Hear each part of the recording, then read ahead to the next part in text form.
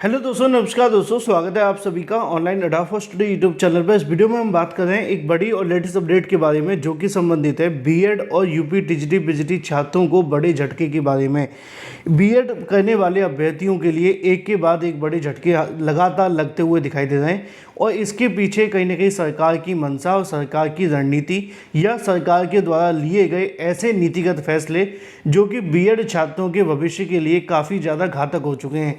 और एक ऐसा ही फैसला देखने के लिए मिल रहा है जो कि संबंधित है यूपी टीजीटी पीजीटी के 27,000 पदों पर तदर्थ शिक्षकों की नियुक्ति के बारे में।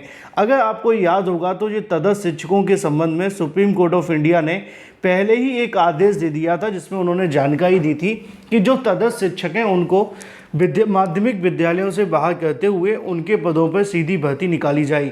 लेकिन अब ऐसे में सुप्रीम कोर्ट के आदेश के खिलाफ जाकर सरकार का क्या फैसला है वो काफ़ी महत्वपूर्ण है और ये बीएड और यूपी टीजीटी पीजीटी वाले छात्रों के लिए किसी बड़े झटके से कम नहीं है। डिटेल में बात करते हैं, चैनल को सब्सक्राइब करके बेल आइकन को दबा लें और वीडियो को लाइक कर दें जिससे कि आपको रियल ऑथेंटिक जानकारी सबसे पहले मिलती रहे। पहले तो मैं आपको बता दूं कि तदर्थ शिक्षकों को लेकर सुप्रीम कोर्ट ऑफ इंडिया ने क्या आदेश दिया था। साल 2020 में सुप्रीम कोर्ट ऑफ इंडिया एक आदेश देती है जिसमें 40,000 से ज़्यादा तदर्थ शिक्षकों को बहाल करने का जो आदेश है वो दिया था। सुप्रीम कोर्ट के आदेश के अनुसार कहा गया था कि जो भी तदर्थ शिक्षक हैं उनके पदों को जोड़ करके भर्ती में विज्ञापन में शामिल कर लिया जाए और जो तदर्थ शिक्षक आवेदन करते हैं उनके पदों पर भर्ती की जाए। अगर वो चयनित होते हैं तो उनकी नौकरी उनको दे दी जाए, अगर वो बाहर हो जाते हैं तो उनकी जगह पर किसी बीएड करने वाले अभ्यर्थियों को नौकरी दे दी जाए। लेकिन जो हमारे जो विद्यालय निरीक्षक होते हैं उनके माध्यम से क्या किया जाता है, वो इस मामले को लेकर पूरे जो पदों का डाटा है वो आयोग को नहीं भेजते हैं और ऐसे में जब तदर्थ शिक्षकों का डाटा निकल कर के आता है तो बमुश्किल हम कहें तो लगभग 15 या 20 तदर्थ शिक्षकों का ही डाटा मिलता है। बाकी जो तदर्थ शिक्षकों का डाटा है वो नहीं दिया जाता है। उसके पीछे की वजह जानते हैं, उसके पीछे की वजह है कि इनको दोबारा से नियुक्ति पर रखे जाने की मांग करना।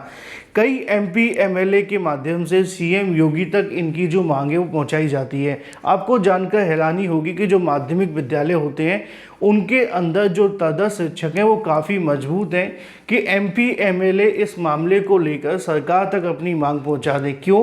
क्योंकि ज़्यादातर जो कहीं ना कहीं विद्यालयों में तदर्थ शिक्षक रखे गए हैं या तो वो भाई भतीजावाद के आधार पर रखे गए हैं या वो प्रबंधकों के कुछ चहेते हैं या वो नेताओं के चहेते हैं या उन्हीं के कहीं ना कहीं जो बहू या बेटी हो सकते हैं। ये एक बड़ा आरोप हो सकता है लेकिन जो सत्य है मैं आपको वहीं तक ले जाने की कोशिश करूँगा चाहे कुछ भी हो। तो ऐसे में जो तदर्थ शिक्षक हैं उनके संबंध में सरकार के अंदर कहीं ना कहीं एक सॉफ्ट कॉर्नर देखने के लिए मिलता है क्योंकि वो प्रशासन के अंदर के ही लोग में से देखने के लिए मिलते हैं। अब नेता का कोई बेटा होगा या नेता की कोई कहीं ना कहीं कह सकते हैं कि उनका कोई सगा संबंधी होगा तो निश्चित तौर पर वो प्रशासन के अंडर में ही आ जाता है ना। इसीलिए तो एमपी एमएलए वहाँ तक बात को लेकर के चले जाते हैं। क्यों एमपी एमएलए वहाँ तक बात लेकर के जाते हैं? वापस आ जाओ, मत जाओ। लेकिन नहीं, तो यहाँ ये बीएड और बीटीसी करने वाले अभ्यर्थियों के लिए एक बड़ा झटका है। इसके संबंध में मैं आपको जानकारी भी दिखा दूँ। ये आज ही का न्यूज़पेपर है जिसको लेकर आपको जानकारी देखने के लिए मिलेगी। पहले मैं आपको एक बात और क्लियर कर दूं कि तदर्थ शिक्षकों के संबंध में सुप्रीम कोर्ट के आदेश के आधार पर एक भर्ती भी हुई है 2021 में, लेकिन वहाँ पे 20-25 तदर्थ शिक्षक का ही डाटा पहुँचा था, बाकी का डाटा नहीं भेजा गया था विद्यालय निरीक्षकों के माध्यम से। अब इसी के संबंध में हाल ही में मैंने आपके लिए एक वीडियो भी बनाया था जिसमें आपको जानकारी दी थी कि जो तदर्थ शिक्षक हैं उनके संबंध में मांग की गई थी। वहाँ पे एक डाटा भेजने के संबंध में कहा गया था कि जो तदर्थ शिक्षक हैं उनको परमानेंट कर दिया जाए और सीएम योगी से आश्वासन लेकर के वापस भी आ गए थे। अब वहाँ पे जो एमएलए गए हुए थे उनके माध्यम से अपनी मांग सीएम तक पहुँचा दी गई थी। उसके बाद एक बड़ी अपडेट आप सभी के लिए आज है। लिखा हुआ है कि तदर्थ शिक्षकों को मानदेय पर रखने की तैयारियां हैं। देखो, मानदेय पर रखने से सबसे बड़ा नुकसान किसको होगा? आपको। कैसे? कि 27,000 से ज़्यादा टीजीटी और पीजीटी के पद खाली हैं। अगर ये 27,000 टीजीटी पीजीटी के पदों पर फिर से तदर्थ शिक्षकों को रख दिया जाता है तो पदों की संख्या तो शून्य हो जाएगी। जब पद खाली नहीं होंगे तो भर्ती कहाँ से होगी? और भर्ती तभी होगी जब पद खाली होंगे। ऐसा ही बेसिक में देखने के लिए मिलता है। सरकार क्या कह देती है कि भाई बेसिक शिक्षा विभाग के अंदर शिक्षा मित्रों को जोड़कर हमारा जो अनुपात है समानुपात बराबर है।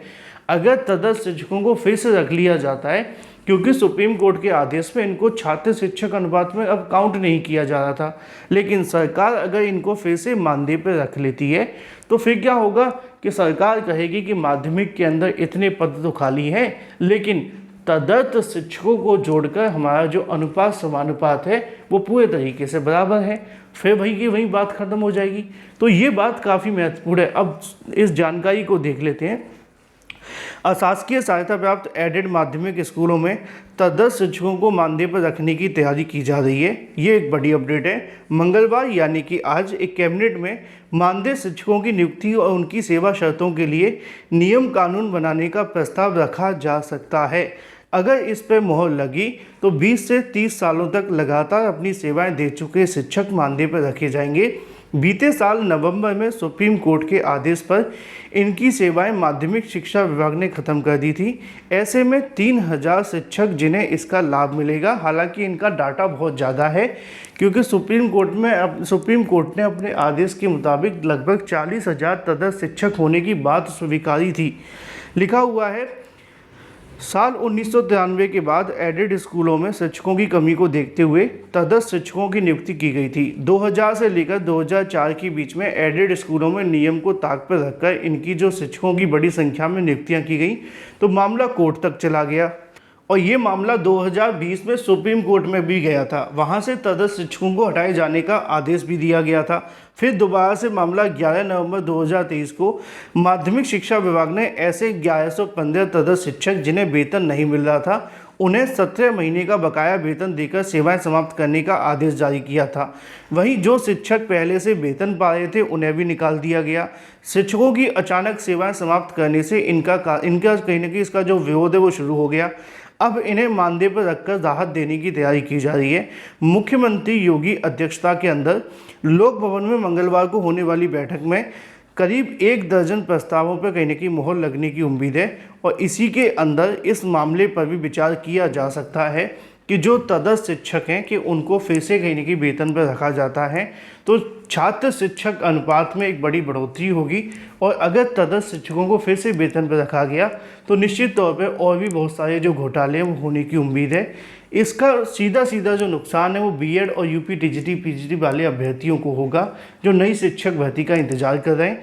अब कितने पदों पर रखा जाएगा, कितने पद खाली रहेंगे, ये तो भविष्य बताएगा। लेकिन ऐसा हुआ तो मान लीजिए कि शिक्षक भर्ती में पदों की संख्या में बेहद गिरावट आपको देखने के लिए मिलेगी। जैसे कि इस बार 4000 पदों पर वैकेंसी आई थी, पद 27,000 खाली हैं, वैकेंसी 4000 पे आती है। क्यों आती है? क्योंकि वहाँ पर तदस्थ शिक्षकों के रिक्त पदों का डाटा नहीं भेजा जाता है। और एक बार फिर से सुप्रीम कोर्ट के आदेश के खिलाफ जाकर सरकार ऐसा फैसला ले रही है, जिसका निश्चित तौर पर अभ्यर्थी विरोध करेंगे। आपकी राय क्या है वो महत्वपूर्ण है, कमेंट करके बताएं। Thank you for watching this video.